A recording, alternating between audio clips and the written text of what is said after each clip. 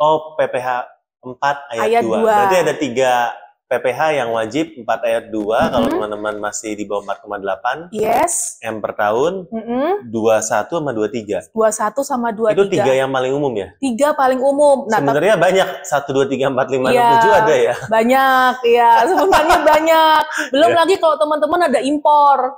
Impor itu ada PPh. Halo Botakers, kembali lagi bersama saya Om Botak. Dan hari ini kita kedatangan tamu spesial di studio kita dengan Kak Ica dari Accounting Hack. Hai teman-teman Botakers. Nah, thank you nih Kak Ica. Kita pokoknya kalau udah ketemu Kak Ica, saya udah langsung kepikiran masalah accounting saya dan pajak saya yang bikin mumet nih ya. Tapi tenang aja, ada accounting hack karena namanya accounting hack pasti ada hack-hack khusus soal accounting ya dan pajak. Yes, betul banget. Basically untuk urusan pajak sama accounting itu nggak perlu deh kita itu yang pusing-pusing banget. Karena basically kalau kita itu sudah melakukan atau mengerjakan semua kewajiban-kewajiban perpajakan kita, pembukuan kita, itu everything going smoothly. Ada cara-caranya, ada tools-toolsnya, software-software yang bisa membantu kita dalam menyiapkan pembukuan dan perpajakan yang tepat. Nah, ini soalnya saya masih ingat banget nih salah satu testimoni dari, kita kan pernah ngadain Zoom gratis bareng ya. Iya. Nah, salah satu testimoni dari satu seller ini, dia tuh seneng banget dengan adanya kolaborasi ini karena katanya di luaran sana belum ada edukasi soal accounting atau pajak yang khusus online seller. Yes, benar banget. Jadi ini spesifik banget, cocok banget buat teman-teman yang online seller yang selama ini bingung jualannya untung atau rugi sih ya. Apalagi kalau misalnya kita mau nyetor pajak kan harus ada accounting yang benar. Benar. Kalau nggak perhitungan dari mana? Nah, kita akan bahas hal-hal atau mitos-mitos di sini. Mudah-mudahan setelah nonton video ini teman-teman bakal dapat banyak insight. Oke. Nah, apa sih? Ya pertama, apa sih kewajiban pajak untuk online seller? Yes, memang benar Om Botak dan teman-teman Botaker semua ya. Setiap industri itu ada strategi perpajakan dan aturan perpajakannya masing-masing. Kalau kita ngomongin industri misalnya toko offline aja, sama-sama jualan retail B2C, sama kayak teman-teman Botakers di sini sama-sama jualan B2C. Tapi beda metode penjualan online dengan offline itu udah beda strategi gitu ya. Contohnya aja kalau saya cerita sedikit ya Om ya terkait dengan pengakuan pendapatan. Kalau di online itu pendapatan itu baru diakui ketika barang sudah diserahkan ke customer. Padahal kenyataannya barang itu sudah keluar dari gudang kita itu jedanya 7 hari, 10 hari bahkan ya. Nah itu cara pengakuan pendapatannya itu nggak bisa ketika barang diserahkan ke kurir. Tapi cara pengakuan pendapatannya adalah kita taruh di tunggu sampai pesanan selesai dulu, laporan pesanan selesai.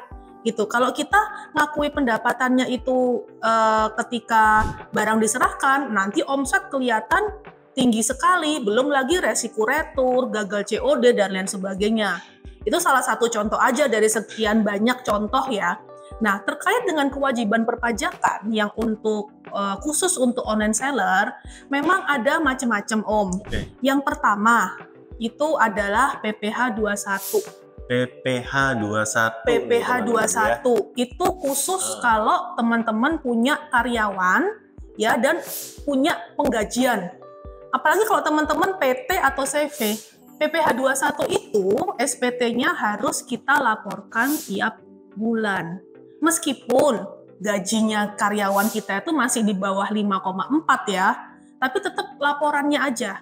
Nah, bermasalah nggak sih secara perpajakan kalau misalnya kita gaji orang di bawah UMR? Oh, kalau dari perpajakan itu bukan ranahnya mereka ya. Oh, jadi buat pajak sebenarnya mereka quote-unquote nggak peduli gaji berapa, yang penting PPh dibayar. Iya, yang penting PPh-nya dibayar. Mungkin kalau yang bermasalah sama Cisnaker mungkin ya, beda instansi gitu ya. Oh, beda instansi. Cuman kalau kita meskipun nanti ada karyawan yang memang gajinya itu tidak semuanya di bawah PTKP ya. PTKP itu kan 5,4 juta teman-teman.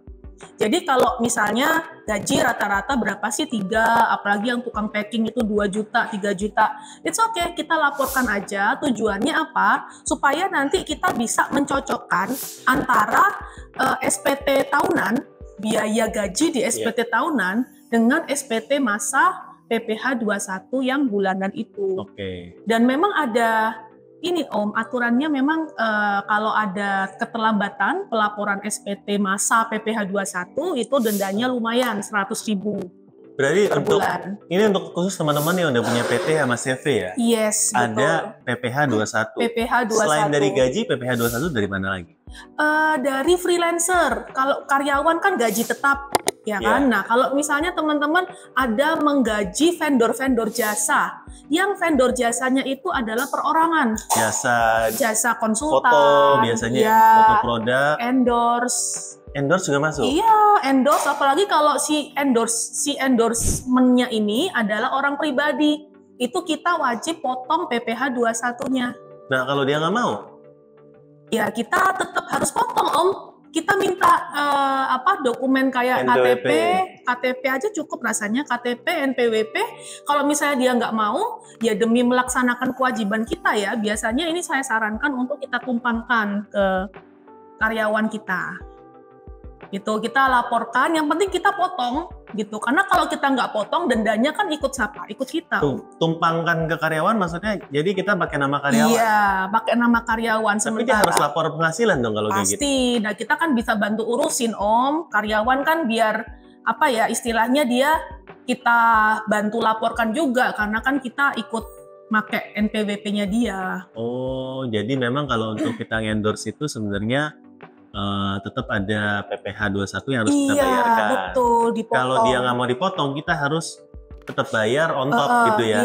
Anggap itu biayanya kita. Iya, kita gross up. Karena daripada kita kena denda 2%, ya apa? Mending. Berarti PPh 21 dan ada PPh apa lagi kalau untuk CV dan badan? Oke, yang kedua adalah PPh 23. PPh 23 ini khusus kalau kita menggunakan vendor jasa yang dia itu NPWP-nya badan, bisa PT, bisa CV, ya. Jadi ada 3 ya NPWP vendor itu. Kadang mereka ada yang pakai pribadi, itu 21. Kenanya 21. CV sama PT itu kenanya 23. Kecuali kalau mereka memberi kita SKB atau surat keterangan bebas. Itu mereka lain lagi tarifnya, bukan yang 23, tapi nanti yang final, yang 4 ayat 2, itu tarifnya cuma 0,5% potongannya. Asalkan ada SKB-nya dulu ya, gitu. Terus ada lagi Om, yang ketiga, kewajiban pajaknya. Lumayan ya. Ada kalau kita masih penghasilannya atau omsetnya masih di bawah 4,8, kita kan masih berhak untuk PPh final. Cuman ada syaratnya juga ya, kalau PT itu maksimal 3 tahun, CP itu 4 tahun, kalau perorangan 7 tahun. Nah itu juga kita wajib membayarkan tiap bulan. Itu PPh final? Final, iya, yang 4 ada pasalnya ayat 2. Itu? 4 ayat 2. Oh, PPh 4 ayat 2. Berarti ada 3 PPh yang wajib 4 ayat 2 kalau teman-teman masih di bawah 4,8. M per tahun. 21 sama 23. 21 sama 23. Itu 3 yang paling umum ya? 3 paling umum. Nah, sebenarnya banyak 1, 2, 3, 4, 5, 6, 7 ada ya? Banyak, ya. Sebenarnya banyak. Belum lagi kalau teman-teman ada impor. Impor itu ada PPh 22. Kalau 25 apa? 25 itu untuk cicilan Om. Untuk cicilan. Kalau udah teman-teman sudah melaporkan PPh-nya itu berdasarkan laba bersih, itu kena yang namanya PPh pasal 29 yang tarifnya 11% dan 22% dari laba bersih. PPh 29. Nah, 25 itu adalah cicilannya, Om. Oke, saya sering kenanya yang 21 sama 25. Iya, 25 cicilan.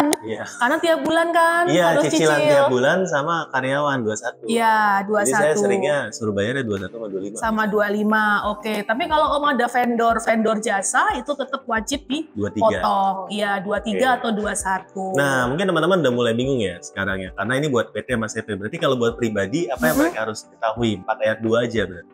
Iya, 4 ayat 2 boleh. Cuman kalau teman-teman masih menggunakan NPWP pribadi yang PPh 23 sama 4 ayat 2 untuk vendor jasa itu masih belum wajib dipotong, karena untuk NPWP pribadi itu masih belum wajib potong. Yang wajib potong itu adalah NPWP badan. Berarti kalau pribadi ya cuma 21 aja cukup. Berarti kalau kita pakai jasa orang yang sama-sama pribadi nggak perlu potong? Tetap, karena orang 21. Tetap perlu setor 21? Iya, 21. Tapi kalau 23 sama 4 ayat 2, kalau vendor kita badan itu nggak wajib potong.